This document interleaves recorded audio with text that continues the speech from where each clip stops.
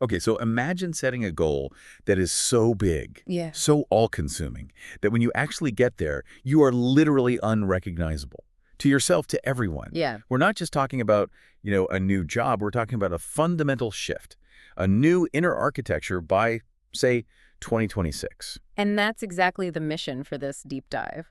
We want to look past the surface level goals and really get into the internal mechanics, the inner architecture required for that kind of radical, sustained change. The core question really is, who would you be if you actually chose to face everything that was put in front of you? Right. So we looked at a whole stack of material deep work research, habit formation, even some really dense cognitive neuroscience papers to find the common threads.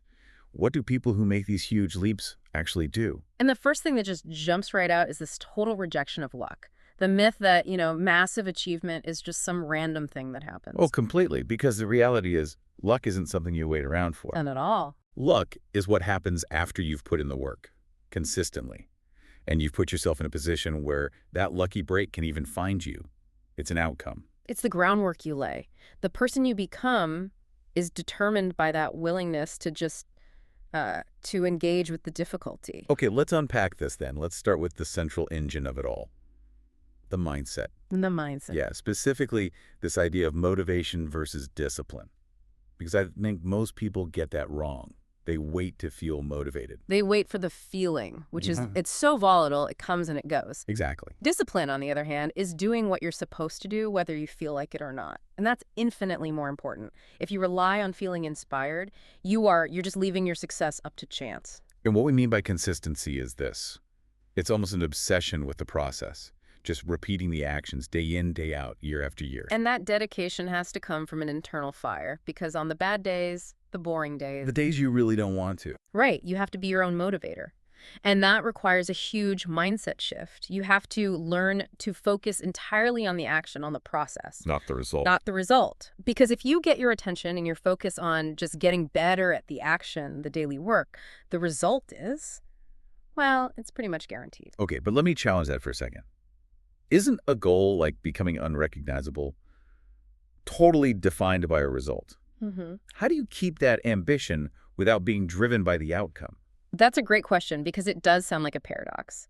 The key is redefining what success means on a daily basis. Okay. Success becomes the perfect execution of the process for that day. It's the attention, the effort, the big outcome, whether that's a new company or whatever, it becomes an inevitable byproduct. I see. So the success is achieved every single day in the doing. In the doing, and that reframing, it completely changes how you see failure. Right, because failure stops being this personal defeat. It becomes data, just a necessary data collection. Mm. Think of it like a rocket launch. There are, 1,000 ways it can fail and maybe one way it works. So your job is to find all the ways it can fail. Exactly. So when something doesn't work, you don't think, I'm a failure. You think, great, we just learned one more way not to do this thing. Let's move on. That requires such a quiet focus, which I think leads to this other idea that I loved, disappearing to build. Yeah. Stop announcing every move. Stop looking for that little dopamine hit of validation for just planning to do the work. Just build something that speaks for itself. Work in silence so you can rise without the noise. That quiet is critical. Why? What does the noise do? Well, the noise is validation, but it's also comparison. And you have to lose envy. It's a poison. Envy doesn't tell you what you want. It just distracts you with what someone else has. It can ruin your success even while you're succeeding. Completely. So if that's the foundation, we have to talk about the practical systems. How do you actually support all this? Let's get into the mechanics. Right, the practical mechanics of mastering your own mind. Because if you want to become unrecognizable, you have to spend every day actively reducing three things. What are they? Envy, which we mentioned, but also ego and illusion. That's a tall order. Yeah. So how do you do that? What's the most effective way? By building systems, not relying on feelings. The best people in any field, they're just a collection of great habits. Think of a world-class musician. Yeah. They don't stay at the top because of genius alone. It's because they sustain these great habits year after year. The moment they drift from those habits, even with all their talent, they become average again. So you have to engineer your environment to make good habits almost inevitable. This gets into that whole dopamine detox idea, right? Manipulating friction. Absolutely. It's system design, not just willpower. So, first step, identify your distractions, your temptations. Is it your phone? Is it junk food? Whatever your time sink is. Exactly. Then you make the unwanted behaviors harder to do. You add friction. So if you scroll too much, you delete the app, you put your phone in another room. Yes. You make the bad choice physically inconvenient.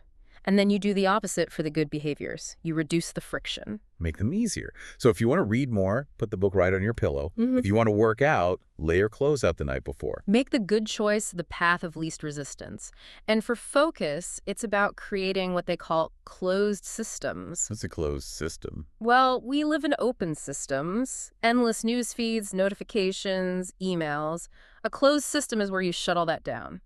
Schedule your most important task first thing in the morning. When your willpower is highest. Right. And then you aim for, say, just 45 minutes of laser-focused, uninterrupted work. That discipline, that little sprint, it starts to create its own reward. How so? Because discipline becomes dopamine generating when you frame it as a gift to your future self. When you make a choice right now that prioritizes future me. Like getting up an hour earlier. Precisely. Eventually, you'll look back with this incredible gratitude for the choices that past you made. That gratitude is way more powerful than regret.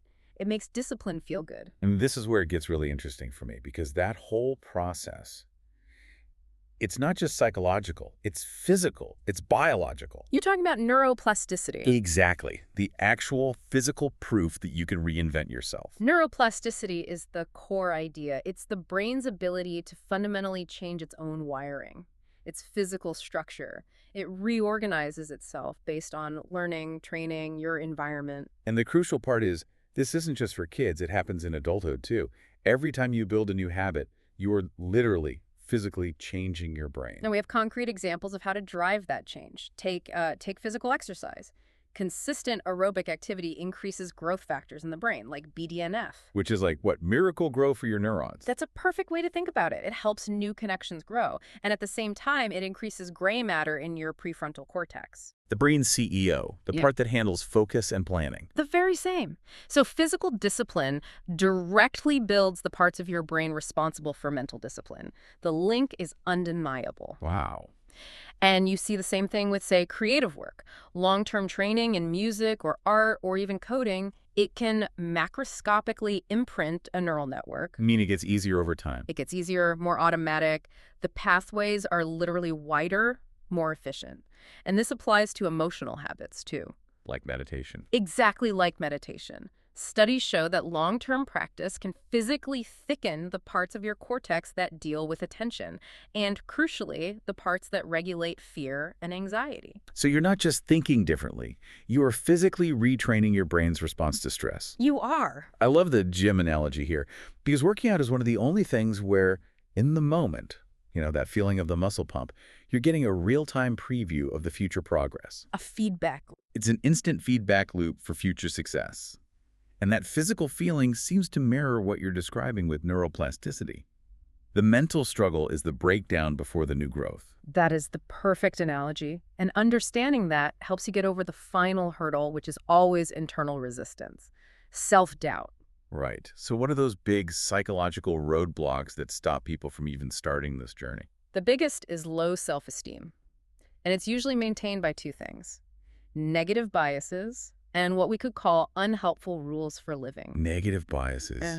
That's like, you only see the bad stuff. Pretty much. You ignore compliments, you ignore your successes, and you focus only on mistakes. You filter reality to match the negative story you tell yourself. And what are these unhelpful rules? They're these if-then statements we live by, usually from childhood, like if I don't try, then I can't fail. Or a really common one, if I work myself to the bone, then people can't say I'm a failure. They're just opinions, though, not facts. They are opinions, and the goal is to prove them wrong. But the fear of doing that can be paralyzing. So what's the solution? You can't just wait for the fear to go away. You don't. You get braver. That's the key. Bravery isn't the absence of fear. It's doing the thing while you're terrified. When it feels scariest to jump, that's the exact moment you have to jump. And you can do that with these behavioral experiments, right? Testing the beliefs. Yes.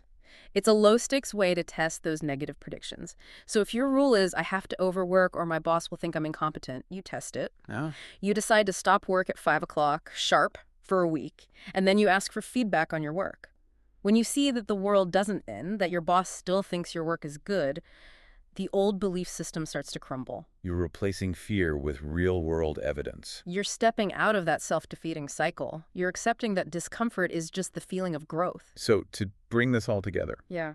becoming unrecognizable by 2026, it's not about some big flashy event. No. It's about shifting your entire inner architecture. It's relentless consistency, it's discipline over motivation, and it's using your brain's own ability to change. And as you start that journey, think about pace. There's that great quote about when you walk with someone, one of you has to adjust your pace to the other. Right. The real transformation is when you set your own pace, a higher, more committed standard, and you make the world adjust to you, not the other way around. So what does this all mean? It means the change you want is possible. It's inevitable, even, but only if you decide to engineer it, day after day. That's our deep dive for today. Great stuff. If you found these insights valuable, please give this deep dive into the inner architecture a like and hit subscribe to join us for our next one. Yeah. We really appreciate you being with us.